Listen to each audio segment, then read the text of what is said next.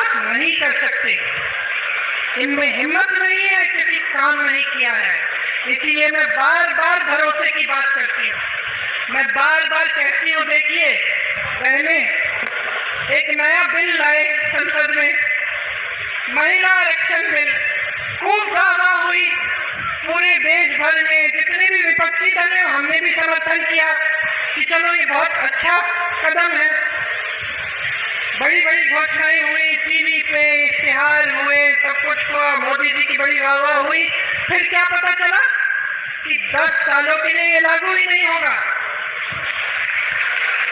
इससे पहले जाति जनगणना करनी पड़ेगी, उससे पहले परसिमन करना पड़ेगा, 10 साल लगेंगे। तो फिर इस घोषणा का मतलब क्या है? इन चुनाव के लिए फिर से मतलब क्या है? आप महिलाओं को मजाक समझ रहे हैं? आप समझ रहे हैं कि महिलाओं को आप कुछ भी कहते हैं और हम अंधे होकर आपको वोट देंगे? हमारा अधिकार है ये हमारा अधिकार है कि हमें आरक्षण मिले, हमारा अधिकार है। ये कोई एहसान नहीं कर रहा है हम पे। और जिस तरह इस देश के एक एक वासी का अधिकार है, इस संविधान में है कि हर चीज के लिए समान अधिकार होना चाहिए, तो फिर जाति जनगणना क्यों नहीं हो रही है? जब इसकी बात उठती है तो ये चुप क्यों हो जाते हैं?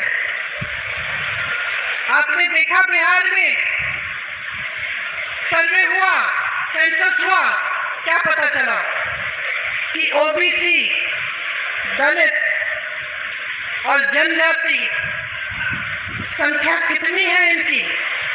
84% प्रदेश में। तो बताइए, बड़े बड़े पदों में जहां सबसे ज्यादा लाभ होता है या जहां सबसे ज्यादा सत्ता होती है, उन पदों में क्या 84% इन जातियों के लोग हैं कि नहीं?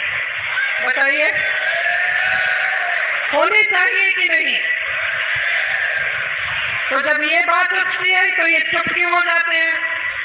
आप सब आदिवासी समाज के हैं, यहां से आपको पलायन करना पड़ता है, सच बात है कि नहीं? दिल्ली में बहुत सारे लोगों से मैं मिलती हूँ जो यहाँ से गए हुए हैं वहां पलायन करके, क्यों? रोजगार ढूंढने के लिए। आपके क्षेत्र में जैसे मैंने पहले कहा, मनरेगा होता था, कुछ रोजगार मिल जाता था, वो भी बंद हो गया है।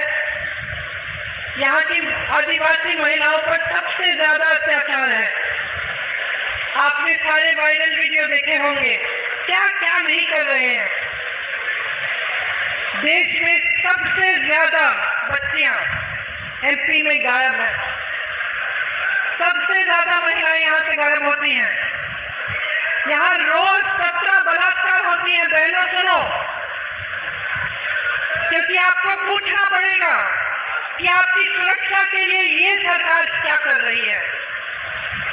ये बड़ी बड़ी बातें, बड़ी बड़ी घोषणाएं चुनाव से पहले कि आपको पैसे मिलेंगे, आपकी सुरक्षा होगी, आपको आरक्षण मिलेगा, बहुत बड़ी बातें हैं। 18 साल से सरकार में रही हैं, आपकी बच्चियां आज भी सुरक्षित नहीं है। ये सवाल पूछो। आपको याद है वो कहानी यही की कृष्ण भगवान ने जब रुक्मिणी जी के साथ लीला रचाई तो रुक्मिणी जी ने क्या कहा?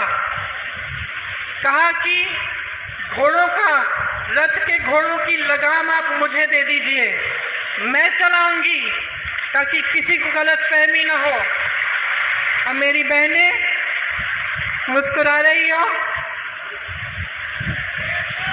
लगाम अपने हाथों में लो, अपने भविष्य का रथ रुक्मिणी जी की तरह चलाओ।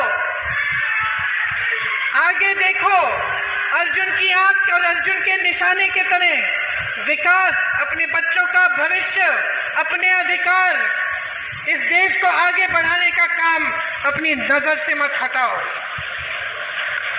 ये तुम्हारी जिम्मेदारी है मेरी बहनों। तुम अगली पीढ़ी का परवरिश करती हो, तुम समाज को बनाती हो। अगर तुम समाज को मजबूत नहीं रखोगी तो ये समाज नहीं रहेगा। जो आपकी परंपराएं हैं, मेरी दादी इंदिरा गांधी कहती थी कि जो आदिवासी संस्कृति है, जो आदिवासी परंपराएं हैं, इन्हें मजबूत रखना बहुत जरूरी है। कभी इन्हें बदलने की कोशिश नहीं की उन्होंने।